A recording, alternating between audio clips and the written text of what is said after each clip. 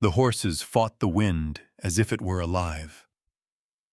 Tomas Washaki tightened the reins and leaned into the gale, the collar of his shearling coat pulled high against his neck. Snow slashed sideways across the trail, blinding white sheets that erased the world in every direction. His 6-year-old son Nina huddled beneath a buffalo hide blanket beside him, small fingers clutching the edge of the wagon seat. The boy's nose was red, his breath quick and shallow in the biting air. Just past the ridge, Tomas muttered.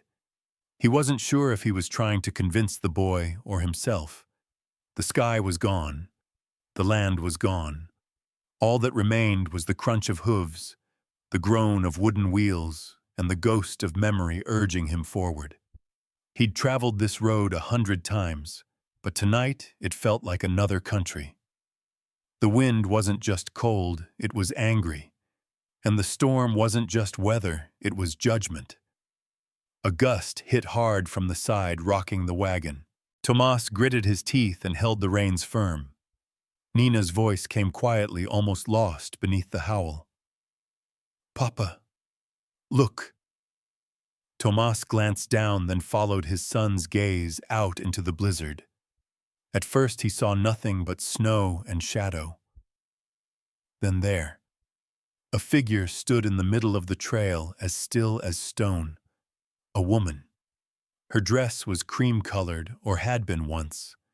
Now it hung in tatters, stiff with ice at the hem, and dark with moisture at the sleeves. Barefoot. Her legs were cut, bleeding red against the snow. Her dark hair clung wet to her cheeks, strands frozen to her skin. She didn't move. She didn't speak, just stared at them through the storm. Tomas yanked the reins and brought the wagon to a halt. The horses stomped nervously, their breath rising in thick clouds. He didn't move right away, just stared. It couldn't be. But it was. Ayana. His mouth went dry. The name echoed inside him like a church bell in an empty canyon. He slid off the wagon seat and stepped into the snow. The cold bit through his boots, straight to the bone. Each step forward came with the weight of 2 years. 2 years of silence, of asking, of not knowing. She didn't flinch when he approached. Her eyes were wide, unblinking. Hollow. Ayana. His voice cracked raw from cold and disbelief. Nothing. Only the wind answered. He reached out slowly, afraid she might vanish if he touched her. But his hand met flesh, ice cold, soaked through, trembling. She was real. She was right here, and she was falling. He caught her before she hit the ground, her body crumpling into his arms like a broken bird. She weighed next to nothing. Lifting her, he turned toward the wagon and shouted, "Nitna, move the sacks!" The boy scrambled to the back without question. Tomas laid her down among the grain and wool and canvas, covering her with every spare blanket they had. Nitna crouched beside her, studying her face. "Is she dead?" "No," Tomas said, "but she's close to it." Back on the seat, Tomas snapped the reins and urged the horses on faster now. The ranch wasn't far if the wind allowed it. His jaw clenched. The cold stung his eyes, but it wasn't the wind that blurred his vision. He'd stood at her door with flowers once. Ayana had taken them, laughed, and kissed him behind her father's stable where no one could see. She'd promised him forever with her hands in his. And then she vanished like smoke. Some said she ran off with a drifter. Others whispered she'd married a banker in Cheyenne. A few thought she'd died. He hadn't believed any of it, but he'd had nothing else to hold on to. Until now. The wagon creaked over the ridge. Through the blur of snow, Tomas saw the first flicker of lantern light. The ranch. He pulled the team hard toward the barn. Nina jumped down and ran inside to open the doors. Tomas lifted Ayana into his arms again. She didn't stir. Her skin was blue at the lips, her fingers stiff as antlers. Inside the cabin, the heat from the fire hit like a wave. Maggie Two Moons looked up from her chair. She was old, lean, and wrapped in furs, but her eyes were sharp as ever. "Sweet ancestors," she muttered, rising with surprising speed. "Who is that?" Ayanna, Tomas said. She was in the snow, alone, in a dress. Maggie said nothing more. She moved quickly, clearing the table, fetching hot water and buffalo grease, stripping away the frozen rags from Ayanna's body, while Tomas turned away. Maggie worked with the calm of someone who'd delivered babies and buried children. Nina hovered at the edge of the room, silent. "She needs warmth and food," Maggie said. "The bleeding's mostly from frostbite. Fetal scar may be worse, but she'll live." Tomas exhaled slow. The tension didn't leave his shoulders. Later, when the fire burned low and the wind howled against the walls like a hungry thing, Tomas sat across from her. Ayanna lay wrapped in hides, unmoving, her breath shallow but steady. He stared. How? Why 2 years? She'd left him to rot in confusion. He'd buried the wedding cord she'd made by hand. He'd cursed her name more nights than he could count. And now she was back, bleeding silent, looking like she'd run from hell. Nina dozed off by the hearth. Maggie returned to her chair and resumed sewing, but her eyes kept flicking toward Tomas. "You need to sleep," she said. "I will. She'll wake. When she does, don't ask too much at once." Tomas didn't answer. His fingers tapped the armrest of his chair. He studied the woman across from him. Her face was thinner, cheekbones, sharp lips cracked. But it was her. Even now he'd know her in 1,000 storms. Outside, the snow kept falling. The storm would bury their tracks by morning. He leaned forward and whispered into the fire to no one in particular. "What happened to you?" The only sound was the crackle of wood. And then from the blanket pile, so soft, he almost didn't hear it, came her voice. "I didn't leave by choice." Tomas froze. She was awake and aware. His heart began to pound. She opened her eyes slowly, as if waking from more than sleep. He stood unsure of what to say, the years between them stretching like a canyon. But Ayanna's voice was steady, even if her body shook. "They locked me away, Tomas, and I ran. I ran through the snow until I couldn't feel the ground. I didn't know if I'd find you, I just remembered the way home." Tomas's hands curled into fists at his sides. She looked at him, hollow but alive. "I tried to tell you." Her eyes closed again. The firelight flickered over her face. Tomas didn't sit. He didn't speak. He just stood there, heart aching, in a way he hadn't allowed in years. Outside, the storm roared on. Inside, the truth had started to stir. "You didn't disappear. You were taken. There's a difference." Tomas whispered the words to himself as he stood alone on the porch, arms folded tight across his chest, watching the storm gnaw at the darkness beyond the lamplight. Snow hissed against the cabin roof. The wind hadn't let up all night, just kept pushing, scraping, howling like a wounded animal. The sky was black, not with night, but with something heavier. He felt it in his bones. Inside, the fire crackled low. Behind him, in the warmth of the room, Ayanna lay on the cot near the hearth, wrapped in thick furs and blankets. Her breathing had steadied, but her skin still held the pale cast of frost. Her feet were bandaged, her lips raw. She hadn't spoken again since the few words she'd given him. Just that one sentence, enough to shake everything. "Maggie." Two Moons moved softly across the room, adding more cedar bark to the fire. She looked over at Ayanna and then at Tomas through the open doorway. "She's not just cold.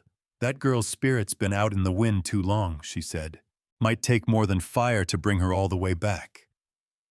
"She said they locked her away," Tomas replied, his voice rough. Maggie grunted.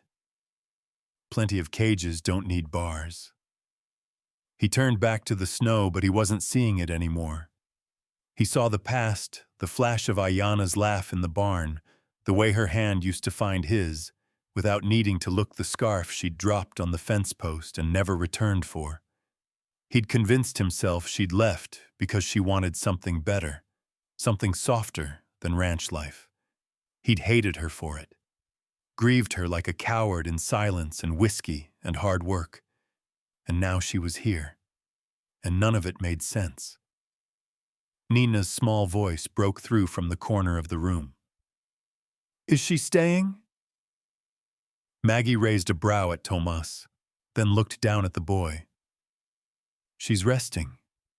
That's what she's doing." "But is she staying?" Tomas stepped inside, letting the door close behind him. His boots were still crusted with snow. He walked over to this table, poured a tin cup of coffee that had gone nearly cold, and drank it anyway. Nitna climbed down from the bench where he'd been curled with a blanket and padded over to the cot. He stood beside Ayana and stared. "She's prettier than Mama's picture." Maggie shot Tomas a glance. Tomas said nothing. "She's not Mama," he said eventually. Nitna nodded, still staring. "I know, but I think she's sadder than Mama ever was." Ayana stirred slightly under the furs, but her eyes didn't open. Maggie moved toward the kitchen nook, stirring a pot of boiled grains and dried berries, adding a pinch of salt. "She'll need real food when she wakes, not just broth." Her spirit's holding on, but barely. Tomas leaned his back against the wall and folded his arms again. "She shouldn't be here. Not like this. Something's wrong. And we're sitting here waiting for it to find us." "She came through a blizzard barefoot," Maggie said without looking at him. "You think that kind of desperation rides alone?" He didn't answer. He didn't have to. Ayana stirred again.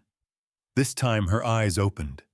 Not wide, not fully, but just enough to let the firelight find them. She turned her head slowly, and her gaze landed on Nina. The boy didn't flinch. "Hi," he whispered. Her lips cracked as she tried to speak. Maggie was already beside her with a ladle and a wooden cup of water. "Easy," the old woman said. "Drink, don't speak." Ayana obeyed. She sipped, winced, sipped again. Then hoarse and dry, she said, "How long since you came?" Thomas said. 6, 7 hours. Hard to know. The storm hasn't let up." She blinked slow. Her eyes swept the room, fire, furs, wood walls, Maggie the child, and then landed back on Tomas. "I didn't know if I'd make it." "You nearly didn't." She swallowed. I remembered the trail. I remembered the hill. I didn't have a plan. Just west. Just toward the mountains. Toward the sound of your voice." Tomas's jaw tightened. Nina looked up at her. "Do you want more water?" She smiled faintly. It cracked her lip again, but she didn't seem to notice. "You're kind," she whispered. "That's Nina," Tomas said. "My son." Something flickered across Ayana's face. Pain, regret, maybe recognition. "He's got her eyes," Maggie said softly.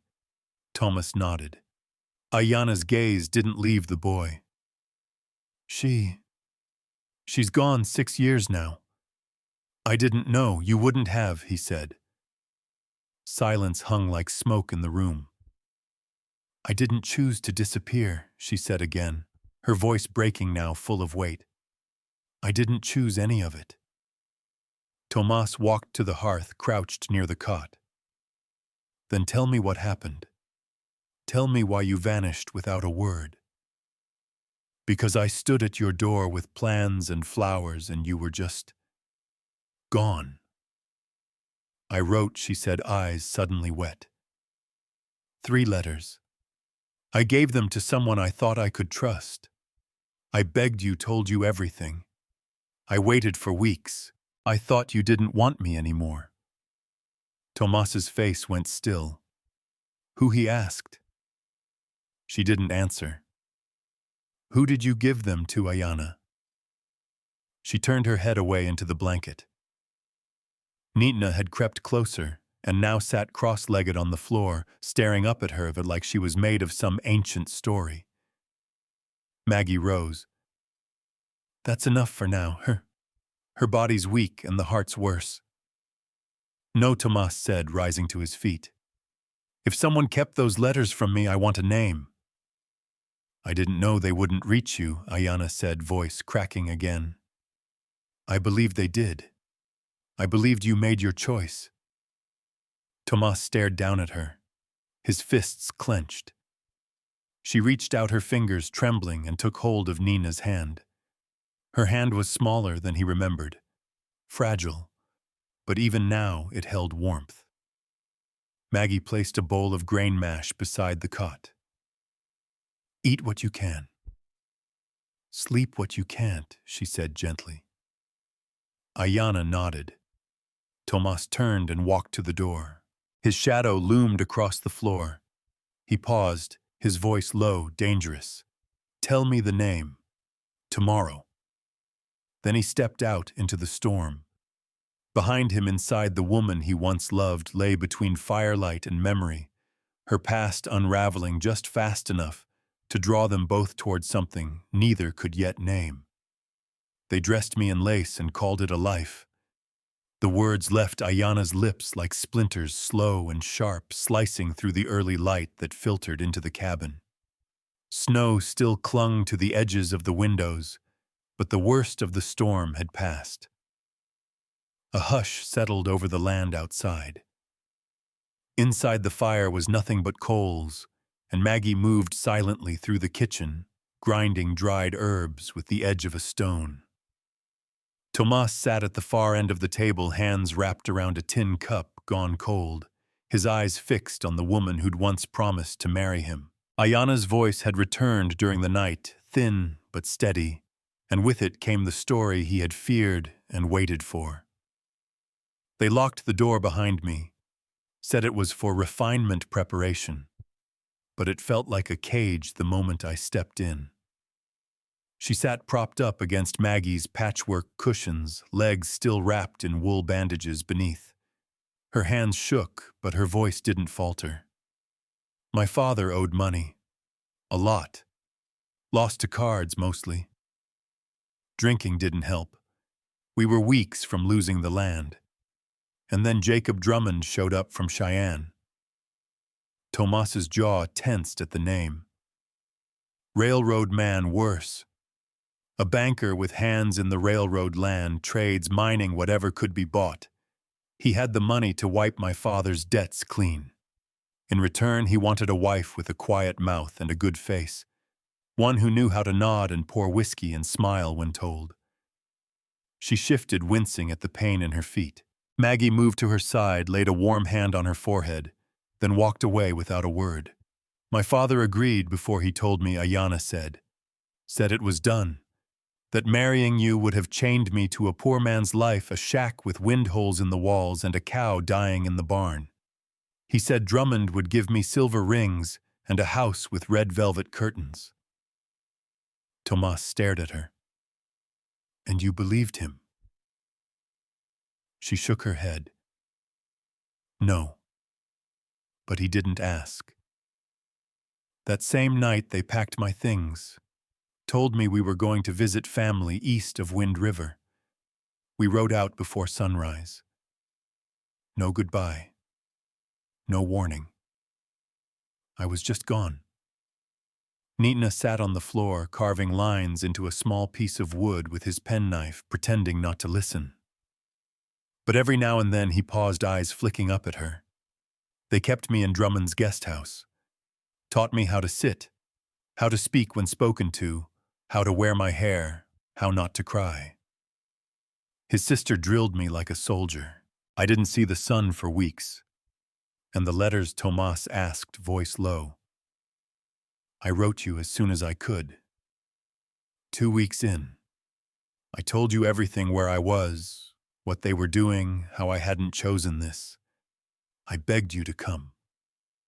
She looked away, then into the fire's dying glow. You never answered. Tomas said nothing. His knuckles were white around the cup, so I wrote again. A month later. Told you if you'd moved on, I just needed to hear it from you. Silence hurt worse than rejection. Still, Tomas didn't speak. The third letter. I gave up trying to be calm. I wrote like a desperate woman. I gave details. The location of the guest house. The name of the man who stood guard. When they changed shifts. I told you how to reach me, if you still wanted me. Ayanna looked up straight into Tomas's eyes. And still, nothing. He finally set the cup down with a hollow clink. I never saw a single letter, he said. Not one. Ayanna blinked. But I gave them to someone I trusted. A man from your ranch. He came to Cheyenne on business, something about cattle. I saw him from the window and begged one of the housemaids to get him a message. She did. I gave him the letters. Who? She hesitated. Ayanna, Tomas said, standing now. She exhaled long and pained. Brady Connors. Tomas's face went cold.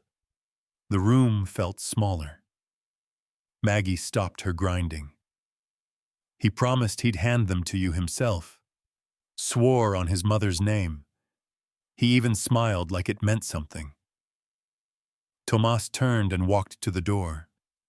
The old boards creaked beneath his boots. I believed you didn't want me anymore, Ayanna said softly behind him. That maybe your silence meant I'd been wrong about all of it. Nina stood now too still, holding the small carving. What did he do with them? Tomas opened the door, letting in a blade of icy air. That's what I intend to find out. He stepped outside, letting the door close behind him, with a quiet, final click. The sky was still gray, the land smothered in white, but the snow had softened. It no longer punished it, simply lay there, heavy with silence. Tomas mounted his buckskin mare and rode toward the bunkhouse where Brady had made his home for 5 years. The wind was quieter now, but the anger inside him wasn't. Back inside the cabin, Ayanna leaned her head back against the cushion. Her hands trembled again this time, not from cold. Maggie returned to the hearth, stirred the ash, then looked over at her. He loved you like the land, she said. Hard, deep, and quiet. Ayanna's throat worked. I thought he forgot. He didn't forget. He buried it. Nina sat again near her cot and held out the small carving. It was rough, crooked, shaped like a bird in flight. I made this, he said. She took it gently. Her fingers closed around the wood. It's beautiful, she whispered. His voice was soft. I think you should have it. Outside, hooves cracked over frozen ground. Tomas rode with fury in his jaw and a name on his tongue. His breath left him in clouds, but his blood boiled beneath his coat. Brady Connors was about to answer for 2 stolen years. He looked me in the eye and said you'd never cared. Brady Connors was splitting wood behind the bunkhouse when Tomas rode up fast enough to kick snow into the fire pit. The axe paused mid-air, his flannel sleeve rolled to the elbow, a cigarette smoldering at the edge of his mouth. Tomas, he said slowly, lowering the axe. Storms broke. You need me up by the north fence, Tomas dismounted without answering. His boots hit the ground hard, one after the other, the kind of deliberate steps that didn't need explaining. His coat was open at the front, despite the cold wind catching the edge of his shirt, the rifle strap across his back barely moving. He stopped 4 feet from Brady. You were in Cheyenne a year and a half ago, Tomas said, voice flat. Brady nodded, half shrugging. Couple times. Freight auctions, bank talks, checking out bulls from the railway stockyards. You saw a Yana red elk. The name hung there. Brady blinked. She says she gave you letters, said you looked her in the eye, swore you'd deliver them to me. Brady took a slow drag on his cigarette, tossed the axe down into the snow beside the chopped logs. That was a long time ago. Tomas stepped forward. You take them, Brady stared at him for a second too long. And that was all the answer he needed. Tomas's fist hit him square in the jaw, snapping his head sideways. Brady staggered, spit blood into the snow. The cigarette dropped and hissed. You son of a, Brady lunged, but Tomas caught him by the collar and slammed him against the wall of the bunkhouse. The boards rattled. Snow tumbled from the roof above. She waited, Tomas growled. She begged. And you stood there knowing I was breaking over it. Brady shoved back, but Tomas was stronger, angrier, and faster. He drove his forearm into Brady's chest, pinning him. She was just a girl, Brady snapped. You think she knew what she wanted. You think she would have lasted out here, cows and dirt and hard winters. I was saving you. Tomas pulled back and hit him again. This time Brady dropped to his knees. You stole her voice, Tomas said. You stood by while I buried her memory, while she thought I didn't care, that I'd let her rot in a prison made of money and pride. Brady wiped his mouth, looked up from the snow. She was never yours. Thomas crouched down, grabbed a handful of Brady's shirt, pulled him close. She never had the chance to decide, did she? Because you made the choice for both of us. Brady's breath steamed between them. He didn't deny it. I saw the way you looked at her, Tomas said. The way your jaw clenched every time she smiled at me. I thought it was just longing. Harmless. It was. Brady snapped. At first. Tomas let go and Brady slumped onto the snow. His lip bled steady, dripping red into the white. You don't get to stay here, Tomas said, standing tall again. Not another hour. You pack your things and ride out. North, south, I don't care. You show your face again, I won't stop at fists. Brady didn't move. Tomas turned, walked to his horse. His knuckles ached, and his breathing came hard. You loved her, Brady said from behind him, and you let her think you didn't. Tomas stopped, turned his head just enough to speak. Because you lied. You lied for your pride. You lied so I'd suffer. Brady laughed once, bitter and low. And I did it better than you ever could have. Tomas mounted face set like stone. He rode out without another word. By the time he returned to the cabin, the light was dimming again. Snow fell lightly, but the wind had gone quiet. Smoke curled lazily from the chimney. Inside it was warm and hushed. Maggie was kneading dough at the counter. Nitna sat on the floor, carving something else now, a coyote, maybe rough and small. Ayana looked up from her place near the hearth when Tomas stepped inside. Her eyes immediately searched his face. He didn't speak right away. He pulled off his gloves, laid them on the table, unwrapped his scarf. You were right, he said quietly. Ayana nodded once, eyes falling. I hit him, Tomas added. Twice. Could have done more. You didn't know. He looked at her then. I wanted to, but I didn't want him to carry more of me with him. Maggie wiped her hands, walked past them both to the back room. She knew better than to stay when the air got like this. He said you'd never cared, Ayanna whispered. He looked me in the eye and said you'd stopped waiting, that you'd moved on. Tomas came to the hearth and crouched beside her. He leaned forward, elbows on his knees, hands clasped. I tried to hate you, he said. Tried for a long time. It was easier than wondering.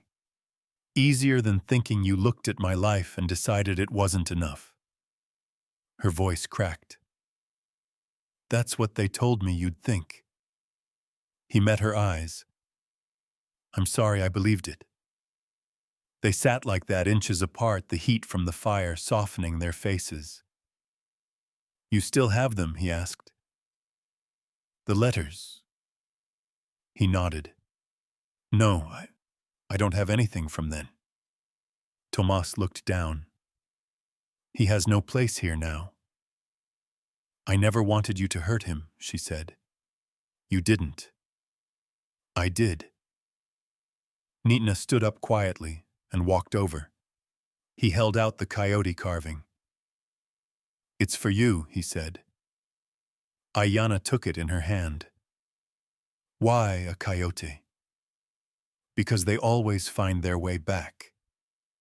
Even after people think they're gone. She smiled, tears pricking her eyes. That's a good reason. Tomas stood. He walked to the window, stared out into the darkening snow. Somewhere beyond those trees, a man was riding away with years of stolen time clinging to his shoulders. He turned back toward her. You're safe now. Ayanna looked at the carving in her palm, then at the boy beside her, then back to the man she used to know. For now, she said, because she knew safety, like truth, was always temporary.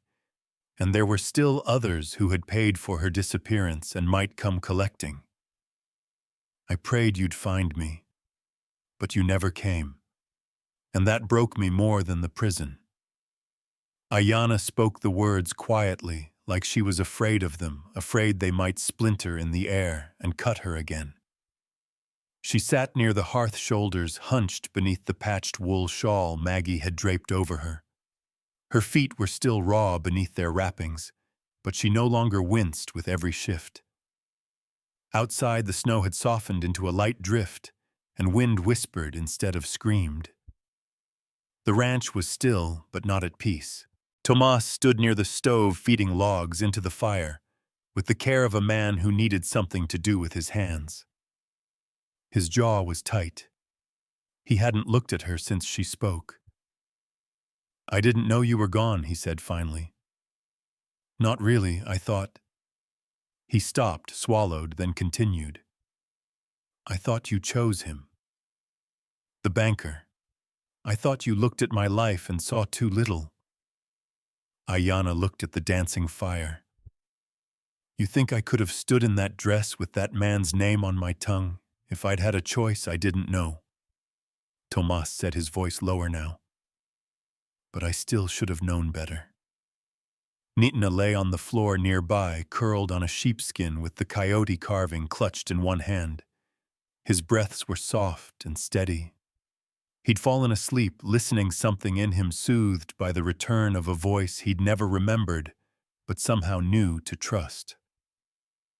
Ayanna watched the boy, her voice trembling again. They dressed me like a bride the night I ran, face-painted flowers in my braid-white gloves on my hands. Said it was time. She pulled the shawl tighter.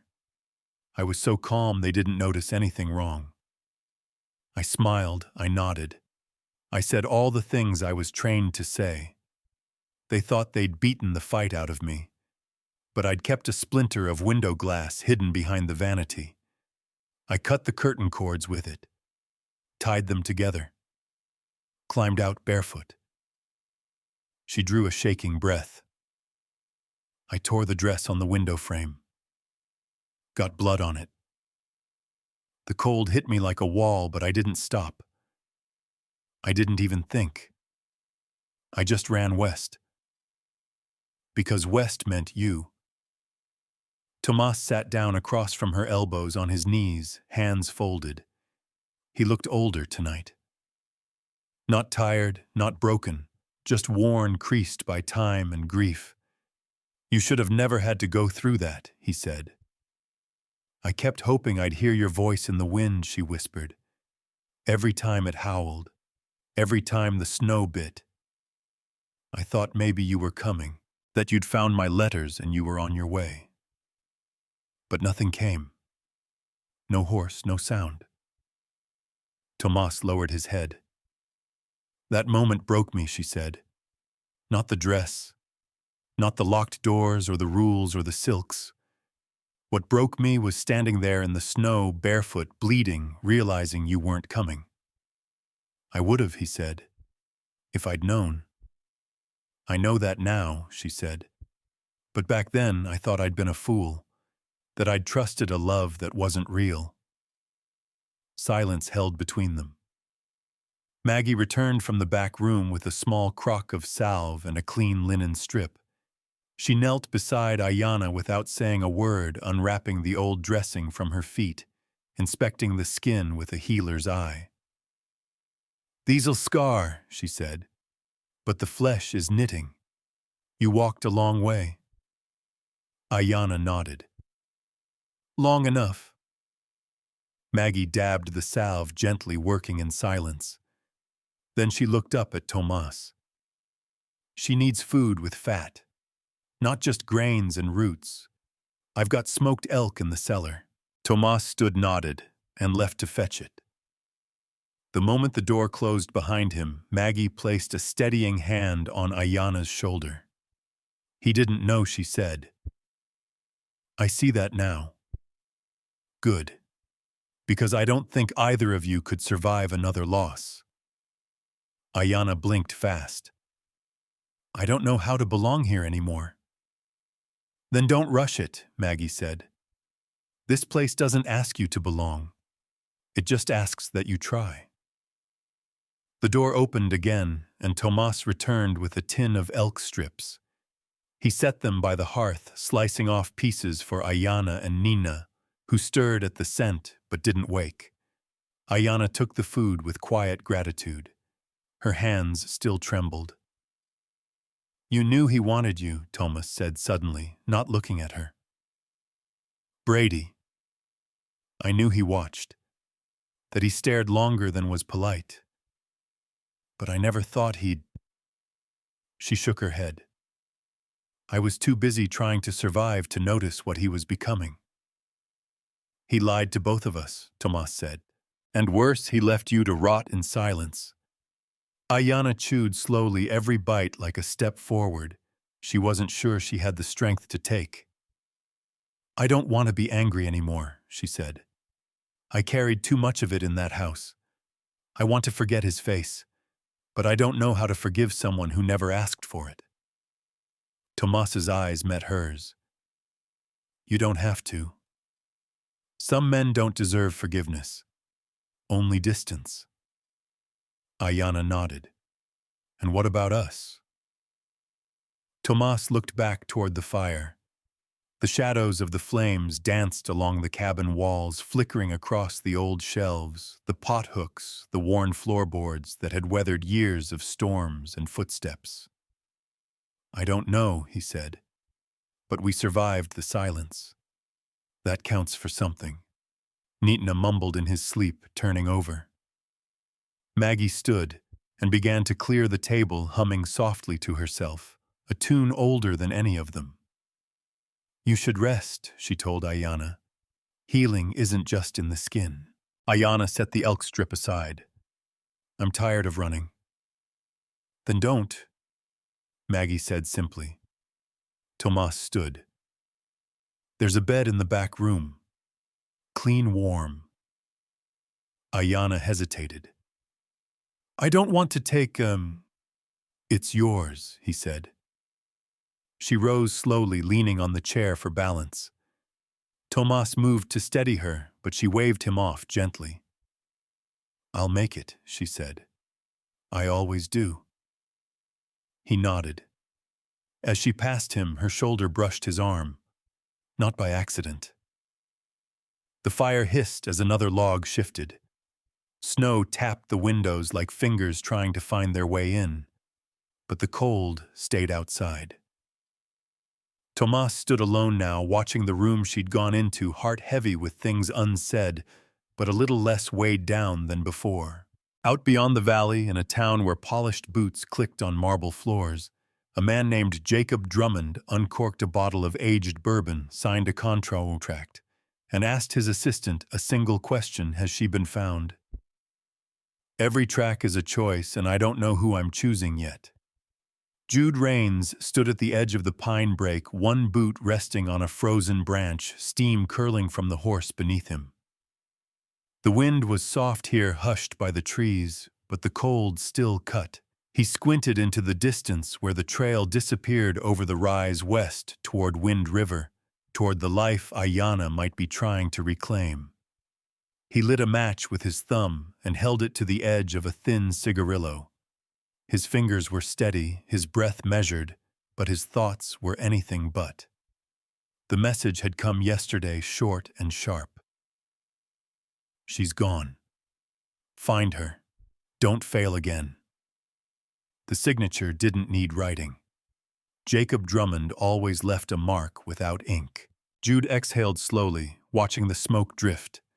The girl was blood. Not close blood, but enough. A cousin through his mother's line. He remembered her as a child, barefoot in the orchard, daring the boys to climb higher than her, cutting her own palms on branches just to reach the good fruit. She'd always had too much fire for a banker's wife. No amount of lace would ever cover that. Now they wanted her back. Not for love. Not even for shame. But for debt. Collateral. He pulled the reins and nudged the horse forward. The tracks were still there, light, nearly erased by last night's snowfall, but real. Someone had walked barefoot along this road. Someone bleeding desperate going west. He followed. The first day brought silence, just wind through the trees and the occasional bird taking off from the snow. Jude didn't rush. You never rushed a trail. You read it like a slow story, each print a word, each scuff a sentence.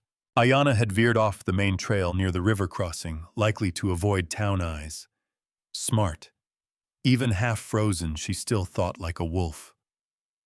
By nightfall, he made camp under a bluff and wrapped himself in his buffalo coat, his rifle within reach. He didn't sleep much. Every dream was a memory, and none of them ended with peace. The next morning, the wind shifted. A small set of wagon tracks veered south, not fresh but recent. Mixed with them smaller prints, a child's. And just faintly along the edge of the frozen brush he spotted blood drops. Faded but real. He crouched low, brushing away snow with a gloved hand. The pattern was scattered, then steadied. Someone had picked her up. A wagon. A family, maybe. Or... He stood slowly, eyes scanning the terrain. He knew who had land out here, who ran stock and rode the high ridges. There weren't many men who kept to the old ways, who lived off the land the way it used to be lived on. And there was only one man who fit the direction, the trail, and the history. Tomas Washaki. The name turned over in his chest like a stone. He'd met Tomas once, years ago. Before the war. Before the contracts and the blood money work. Tomas had been younger then, quieter, but strong. A man you didn't cross unless you were looking for trouble. Ayanna had been drawn to him even then. Jude remembered it, the way she lit up around that boy. The way her father's face darkened every time they spoke. Jude rubbed a hand over his jaw, glancing west again. She's with him, he muttered. It made sense. The old feeling in his gut stirred the one he'd tried to bury beneath orders and paychecks. If she made it through that storm on foot, If she was still alive, she'd head toward the only place that had ever felt like hers, toward him.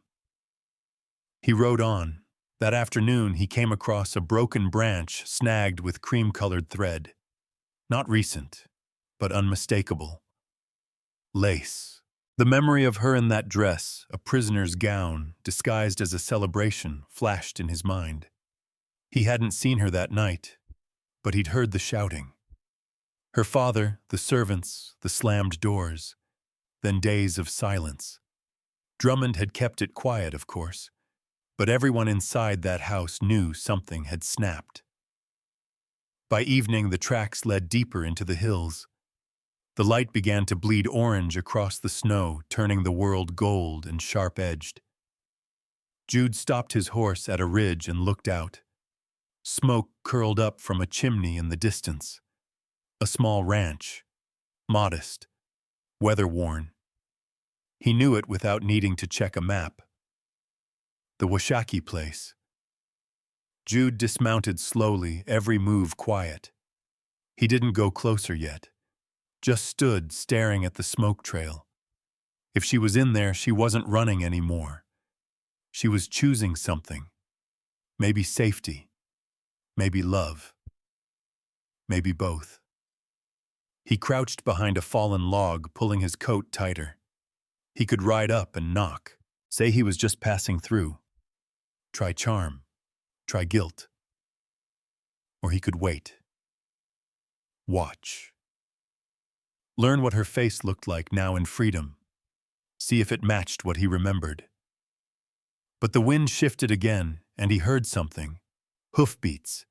He turned fast, rifle half raised, but it was only a courier, young and skinny, galloping toward the east trail. Jude stepped out just enough to catch his eye. The rider pulled up. "You Jude Rains?" "That depends." "Message," the boy said, pulling a folded paper from his coat. "Paid well for it to reach you quick." Jude opened it. Only 2 words. "Time's up." He crumpled the paper, shoving it into the fire pit he'd built. Watched the flames eat it. So it was like that. No more time. No more delays. Drummond would send others now. Men without memories, without hesitation. Men who saw women like Ayanna as numbers in ledgers. Jude looked out at the cabin again. His breath came slower. Every track is a choice, he thought. And I don't know who I'm choosing yet. But I have to choose soon. He mounted again, pulling his coat tight, and nudged the horse toward the path that curved down into the valley, toward the smoke, toward her. You left, but the wind never forgot you. Ayanna stood at the edge of the field behind the cabin, her shawl pulled tight around her shoulders, her feet finally bare against the thawing earth. The ground was still cold, but not cruel. It welcomed her weight now instead of punishing it. The sky had turned a deep washed blue, and the last of the storm clouds were fading into memory. Snow still clung to the shaded edges of the hills, but the path between them had cleared. The valley remembered her. She hadn't said much that morning. Just asked Maggie for the dried sage and a match. Then she'd walked slowly, one hand brushing the low fence rails, the other holding the wrapped bundle of herbs. Tomas watched her from the porch, leaning against the post, arms crossed, not interrupting. She hadn't asked for company. But he'd followed anyway. The air was heavy with silence, not the kind that smothered, but the kind that listened. She stopped near the willow by the bend in the stream. The same spot where he'd carved her initials into the bark 7 years ago. They were still there. Weathered, softened, but visible. Proof that something once belonged here.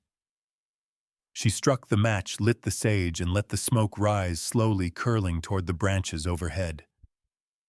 "I needed to see if it still knew me," she said, eyes on the smoke.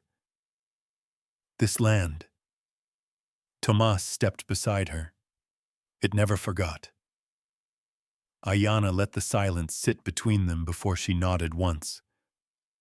I'm not the same girl you used to love here. I'm not the same man. Good, she said. Because she was soft, naive. She thought she could survive anything with love and a name whispered in the dark. He looked at her. And you? I know better now, huh? Her eyes shifted to him. But I still came back. A gust moved through the trees. The smoke swirled in it, trailing out toward the west, where the sky dipped low behind the mountains. I used to wonder if you thought of me, she said. If you hated me. I tried, Thomas admitted, but hate never fit. Ayanna's gaze dropped to the willow bark. She reached out, ran her fingers over the carved W beside the crooked A. I've slept better here in the last 3 nights than I did in 2 years. Under silk sheets, she murmured. Thomas didn't speak. He didn't need to. The quiet said more than words. Behind them, the sound of a horse on the trail broke the stillness. Ayanna turned, every muscle stiffening. Thomas moved instinctively, stepping between her and the sound, his hand drifting toward the knife at his belt. A rider came into view slowly from the tree line, tall, lean, wrapped in a heavy coat and wool scarf. The horse was calm, well-trained. The man rode like he didn't fear much. Ayanna squinted, her breath catching. Jude. The man pulled up and dismounted in one smooth motion. He pulled the scarf down. It was him. Didn't think you'd recognize me, he said, his voice roughened by travel and wind. I wasn't sure I would. Ayanna answered. Tomas's hand stayed near the knife. You know him? He's my cousin, she said. Mother's side. Jude looked Tomas up and down. You Tomas Washaki I am. Jude nodded. Figured. Tomas didn't step forward, didn't offer his hand. Ayanna did. Jude walked toward her slower now. You're still standing, he said quietly. Didn't know if you would be. Barely, she said. But I'm here. They embraced briefly. There was tension in it, but no hate. When they stepped back, Tomas was still watching him, not relaxed. Jude noticed. I'm not here to drag her back, he said. I came to see if she was safe, and to warn you. Tomas's expression didn't shift. Drummond won't let this go, Jude continued. She's a missed payment in his mind, a debt that walked off in a dress. He'll send more men soon. Not trackers, collectors.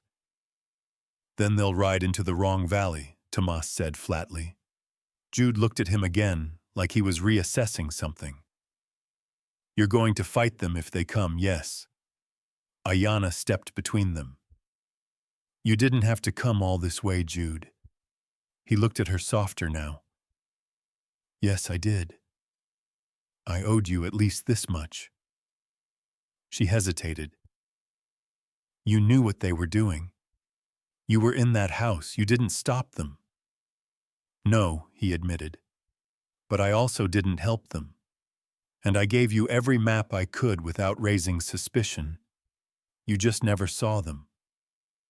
She stared at him for a long second, then nodded once. I'm not proud of what I did. Or didn't do, Jude said. But I'm here now. If you want me to stay, I'll stay. Help you hold the line. Tomas finally let go of the knife handle. You trust him? He asked Ayanna. I don't know, she said honestly. But I trust that he's not lying right now. Tomas gave a slow nod. Jude looked up at the cabin, then down the trail. We've got 2, maybe 3 days before they reach the valley. They're not subtle, and they don't care who stands in their way. We'll be ready, Tomas said. Jude looked back at Ayanna. You sure this is what you want? It won't be quiet after this. Ayana didn't hesitate. I've been quiet too long. She turned back toward the cabin shawl trailing behind her like smoke. Her steps were slow but steady. She didn't look back. Jude stayed behind for a beat, watching her go. Tomas stepped beside him. You still not sure who you're choosing? Tomas asked. Jude gave him a sideways glance. I'm leaning. Then they followed her back to the cabin where the fire waited, and the snow had started to melt into mud. I came to take you back, but I see now they never had you. Jude stood in the barn's open doorway, leaning against the post, as dusk settled over the valley, like a slow exhale. Ayana was inside her hands, brushing down the mare's flank, quiet and steady. The horse shifted once, then stilled, trusting her. Dust rose around their legs, warm and gold in the last stretch of sunlight. He watched her for a while without speaking. When she finally looked up, her eyes didn't soften, but they didn't harden either. You came all this way to see if I was still chained to a man who called me a ledger entry. I came to bring you back, Jude said, because I thought it might save you. Her mouth twisted. From what? He stepped inside slowly, boots crunching on old straw. From being hunted, from being erased quietly like you never existed. I already was, she said, voice even. That's what happens when you live in a house like his. You become a shadow in your own story. Jude stopped near the stall, folding his arms. You're not the same girl they dressed in silk and told to smile. No, she said. She died the night I jumped from the window. Silence filled the barn, thick with things they hadn't said and couldn't fix. Why did you take the job, she asked. You could have said no. Jude looked down at the dirt. Because I didn't want someone else to come after you. Someone without a name. Someone without any reason to hesitate. You still thinking about hesitating, she asked. He looked at her now, sharp and clear. Not anymore. Ayana nodded once, then turned back to the horse, stroking along the mane.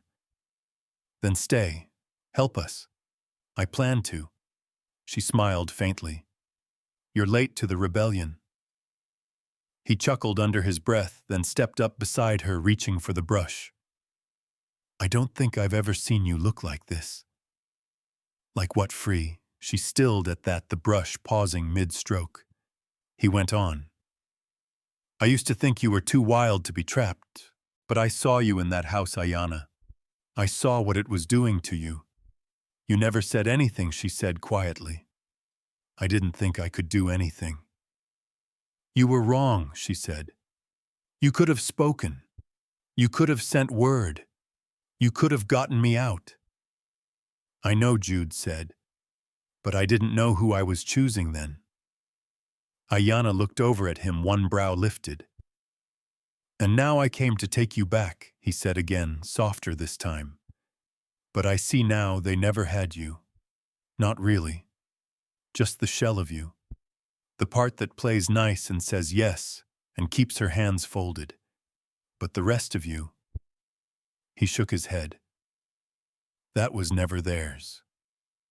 She stepped back, leaning against the stall gate. They'll still come. I know. They'll come hard. I know that too. They'll burn this valley down if it means dragging me back. Jude looked at her eyes steady. Then we don't let them. From outside, footsteps crunched on gravel, then Tomas appeared at the barn entrance. He looked between them, but his face didn't shift. If there was jealousy, he buried it. If there was doubt, it didn't show. You two done talking circles? He asked. Ayana nodded. We are. Good. We've got work to do. They spent the next hour walking the perimeter. Tomas led them through the brush behind the barn down to the ravine that marked the southern edge of the ranch. Jude took note of the slope to cover the high ground that could be used to their advantage. "How many men you think he's sending?" Tomas asked. "At least 6, maybe more if he's nervous." "We've got 3 guns," Tomas said. "And Maggie if we're lucky." Jude smirked. "You ever seen her throw an axe?" Tomas gave him a look. "Too many times." Back at the cabin, Nina was helping Maggie fill a sack with jerky and dried apples.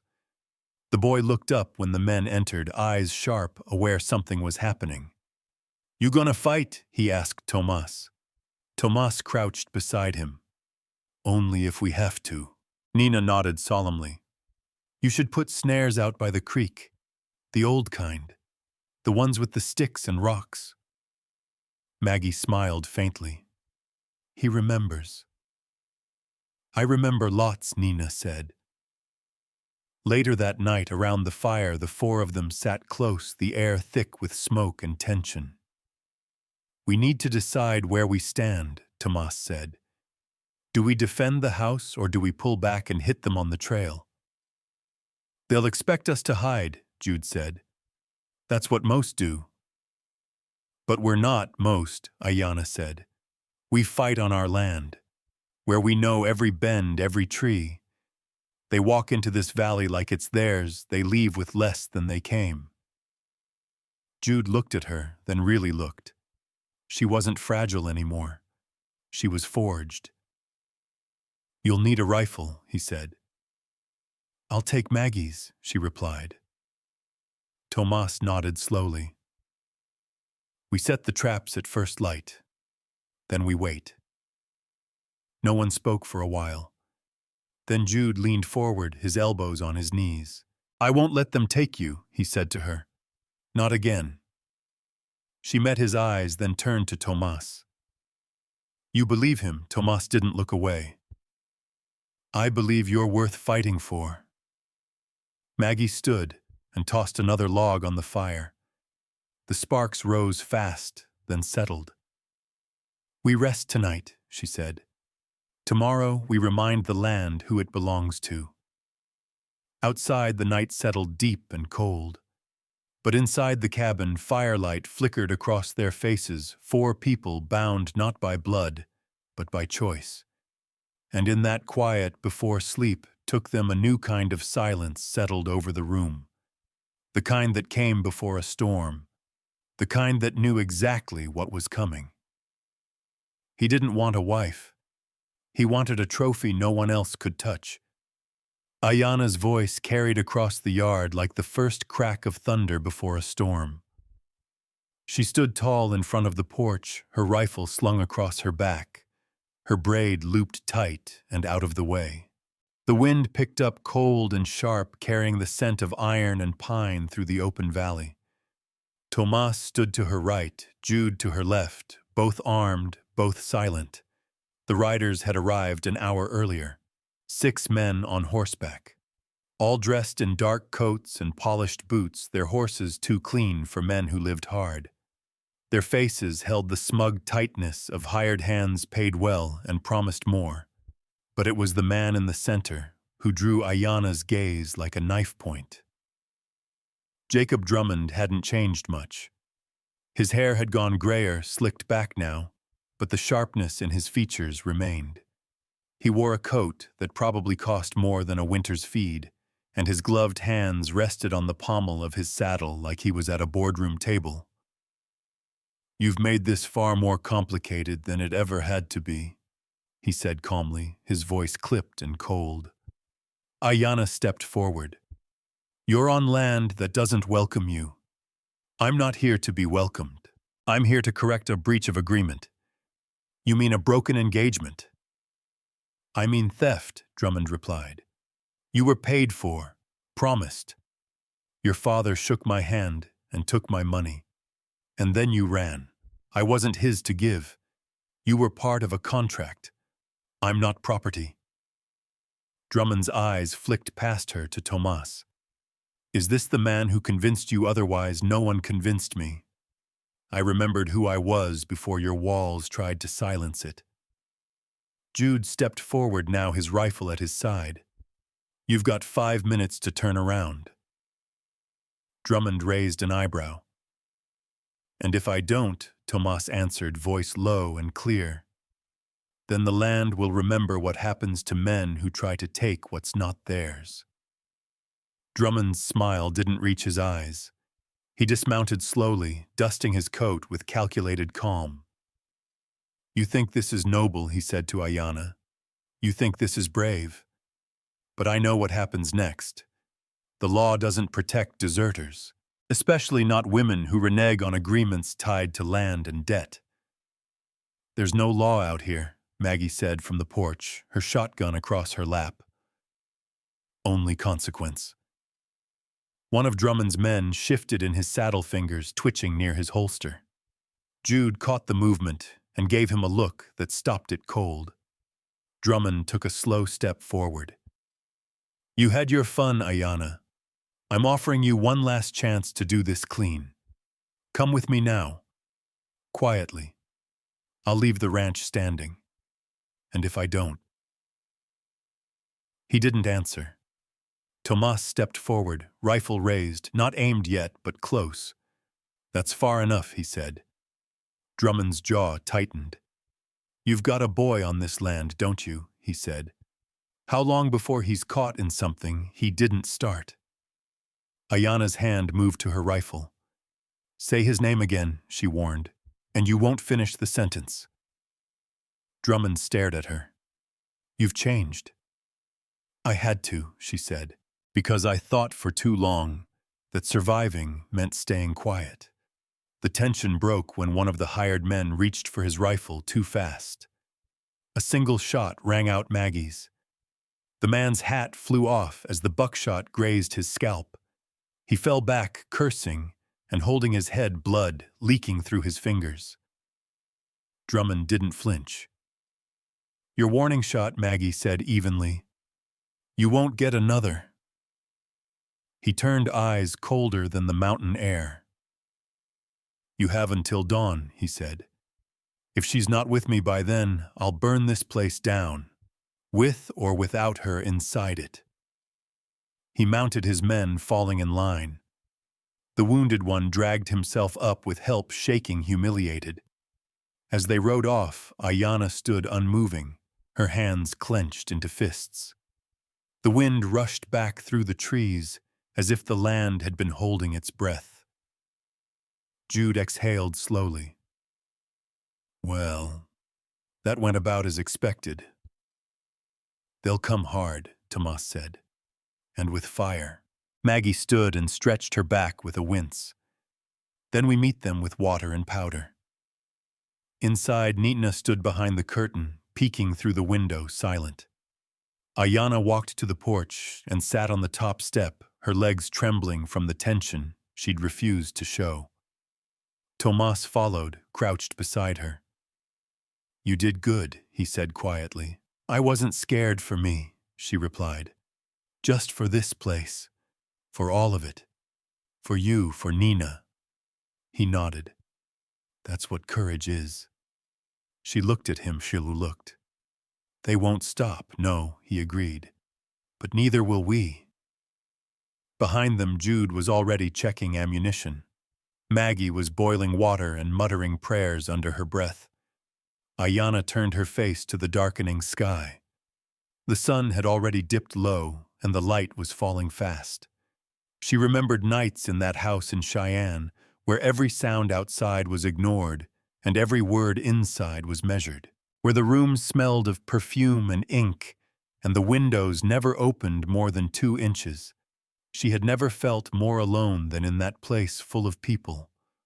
Now she stood beside 3 who would risk everything for her. She was no one's bride, no one's property, no one's promise made in debt. She was a storm survivor, a woman armed, a voice returned, and come morning they'd learn that. One way or another.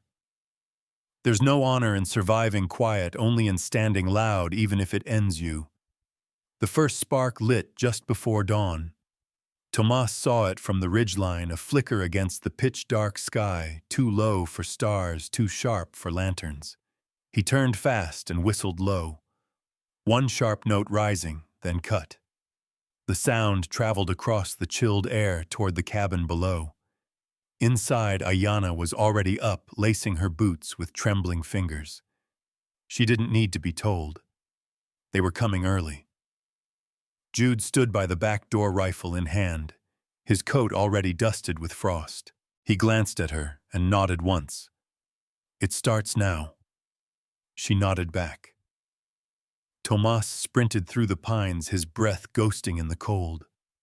The trail he'd laid yesterday, the false one leading down toward the riverbed, would only slow them if they fell for it. But men like Drummond didn't fall for tricks. They paid others to fall for them. Hired hands who didn't care who bled, so long as they got paid at the end of it. He hit the slope and ran hard for the cabin, reaching the porch, just as Maggie stepped outside with a crate of ammunition. "They're coming through the east side," he said. "Same way I would."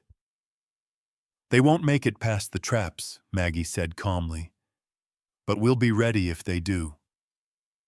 Inside, Nina sat in the corner, his arms wrapped around his knees, the coyote carving clutched tight in one hand. Ayanna knelt in front of him, brushing his hair back. "You remember what to do," he nodded.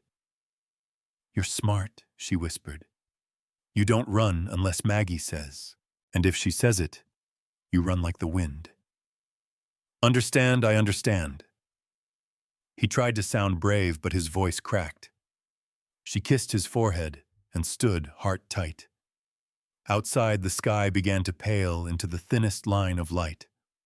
Jude took position at the rear barn loft, his rifle trained on the trail where the trees opened. Tomas settled in behind a low wall of stacked timber near the cabin's left flank. Ayanna climbed to the upper window, scanning the open valley, her eyes sharp, breath slow. The smoke came first, then the horses. Drummond's men didn't ride fast. They came at a deliberate pace, guns drawn as if they knew what they were walking into and didn't care. 6 riders, 1 wagon behind. In it, pitch tools, rope, and the cold-blooded certainty of destruction. The first trap snapped at the led horse, an old pit disguised with fresh snow and brush. The animal shrieked and buckled, throwing its rider. The man rolled, scrambled upright, and was immediately knocked down again by a burst of fire from Jude's rifle. The others scattered. Tomas fired next, catching one of the mercenaries high in the shoulder, sending him spinning off his mount. The sound echoed like thunder across the valley. Maggie threw open the back door and fired both barrels of her shotgun down the trail toward the advancing wagon. One man ducked, the other wasn't quick enough. Gunpowder filled the air. Horses screamed. Men shouted. Then came the return fire. Bullets tore into the porch railing. A window shattered above Ayanna's head. She ducked, then rose, aimed carefully, and fired. One of the men dropped with a grunt, crawling behind the wagon. Jude shifted in the loft, steady, measured. 2 down, 4 to go. Then Drummond stepped out from behind the wagon. He didn't carry a rifle. Just a pistol, polished and quiet, held loose at his side. "Enough," he shouted. "You think this ends with bullets? This is a matter of property and principle. That woman is mine." Ayanna heard the words like poison in the wind. She didn't wait. She stepped out onto the upper porch, rifle in hand, fire in her blood. "I was never yours," she yelled. "Not in name, not in body, and never in soul." Drummond raised his pistol. Jude fired first.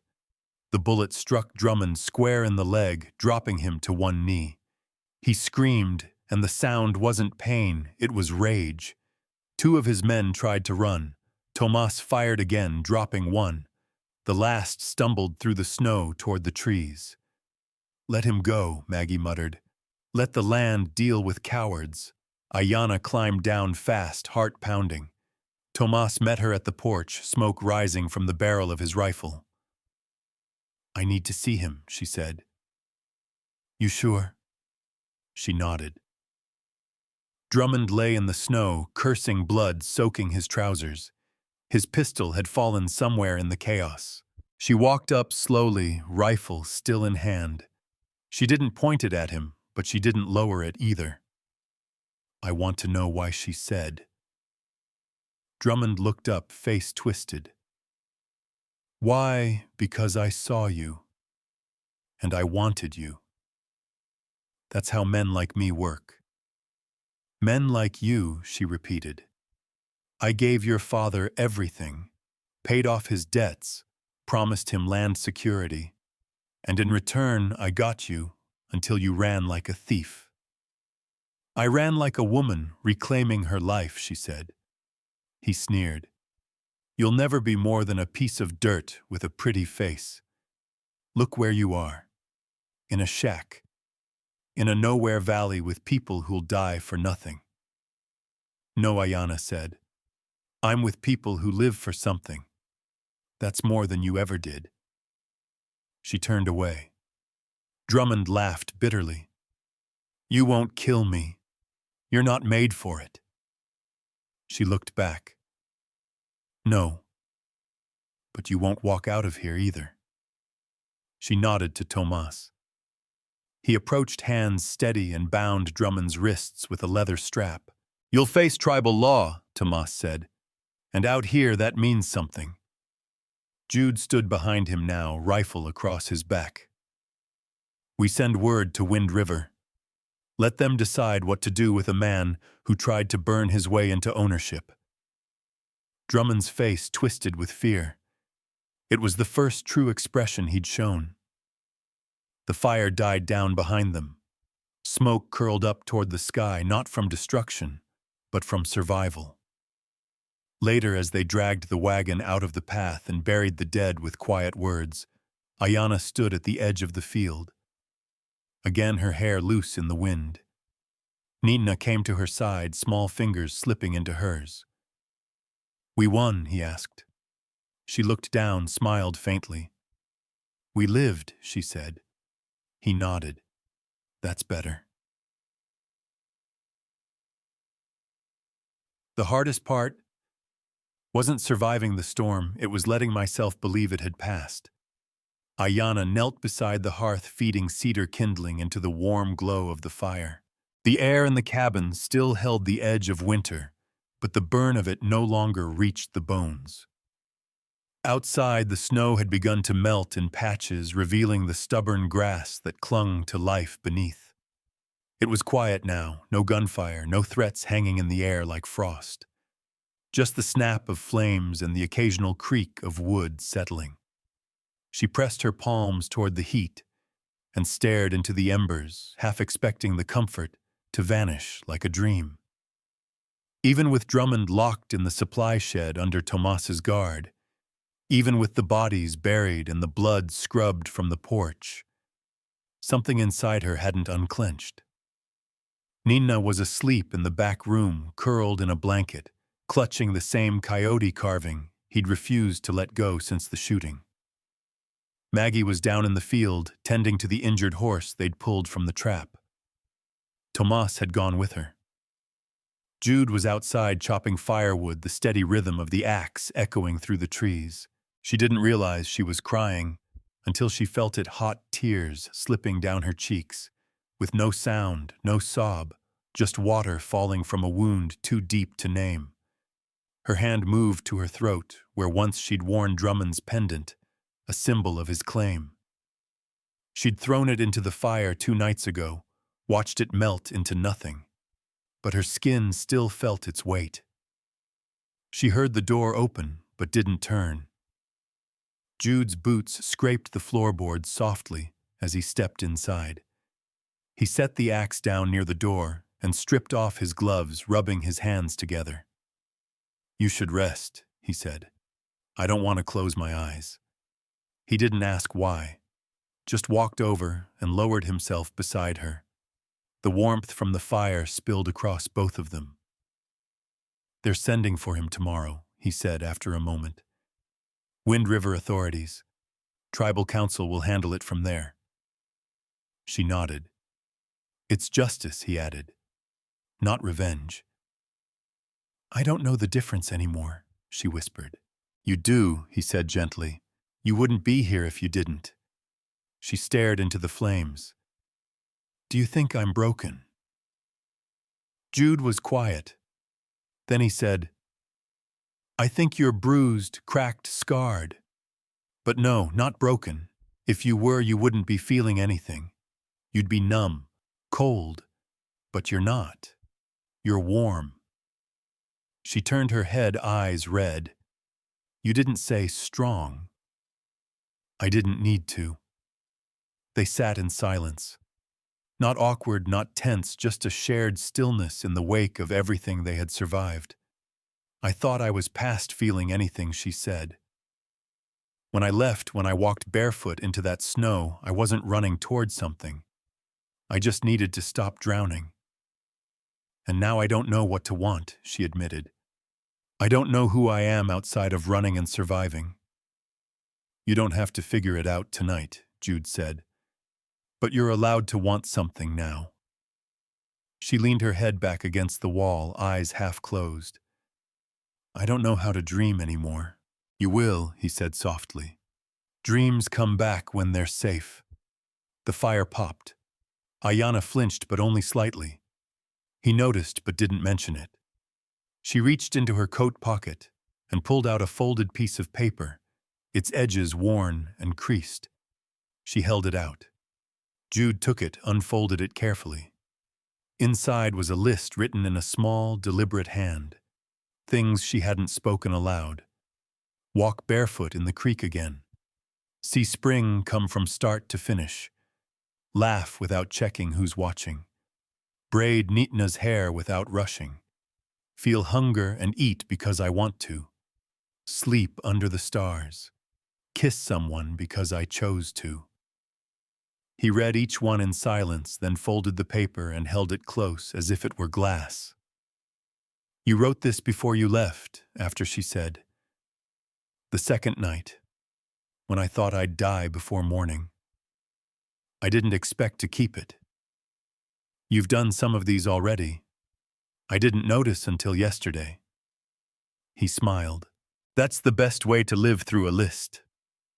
She looked at him now, really looked, his weathered face, his wind-chapped hands, the scar just under his jaw that she remembered from childhood, but had never known how he got. "I used to wonder if you hated me," she said. "I did too." She laughed once, a short breath. "Do you?" "No," he said. "I think I was waiting for you even when I didn't know it." The door opened again, and Tomas stepped inside, shaking off snow. "Horse'll make it," he said, glancing at the two by the fire. Ayanna straightened. "And Maggie?" "She's cursing about mud and frozen buckets. So normal." He walked over and leaned against the doorframe, watching her. "You holding up?" "Somewhere between standing and shaking," she said. "That's more than most." She rose to her feet slowly. Her knees ached. Her shoulders burned from days of tension. But she was upright. Alive. Herself. "Nina needs to feel safe again," she said. "I think I do too." Tomas looked at Jude, then back at her. "You'll find it. The quiet kind of safety. It just takes time." She crossed the room and opened the front door. The sky was dusking now, twilight soft on the snow trees, swaying gently in the wind. She stepped outside. Barefoot. The cold bit her sharp and honest, but she didn't flinch. She walked forward, toes sinking into the slush, each step grounding her.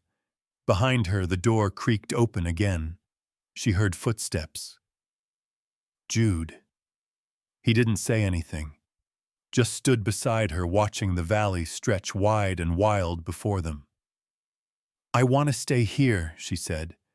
"Not forever, just long enough to grow something that isn't pain." "You will," he said. "You already are."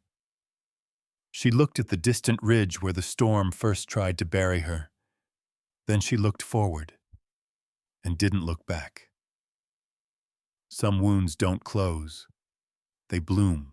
The wind that swept through the valley this time carried no threat, just the breath of early spring moving through the pines, lifting the scent of thawed soil and new grass.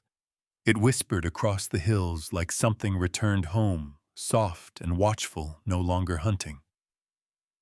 Ayana sat by the creek, her bare feet dipped in the icy water, arms resting on her knees. A woven shawl hung over her shoulders, though the sun had begun to warm the air. The trees overhead were starting to bud, and the sound of melting snow trickled through the rocks, steady as a heartbeat. She hadn't cried in 2 days. Not since the council arrived and took Drummond into their hands with cool, practiced judgment. They hadn't looked at her with pity. They hadn't asked her to repeat what happened. They'd just nodded when she told them everything she could manage to say, and one of the elders touched her hand and said simply, "You're safe now." Those 3 words had hit harder than any bullet ever could. Now the world felt quiet, in a way she hadn't known she missed. Behind her, Nitna was collecting river stones in a burlap pouch. Each time he found one smooth enough to skip or flat enough to draw on, he held it up, his face bright with purpose. His laughter came easier now, louder. He still watched the woods sometimes like they might reach out and steal peace away, but he no longer startled at every sound. Ayana turned as footsteps approached, and Tomas appeared on the slope above holding a steaming mug in one hand.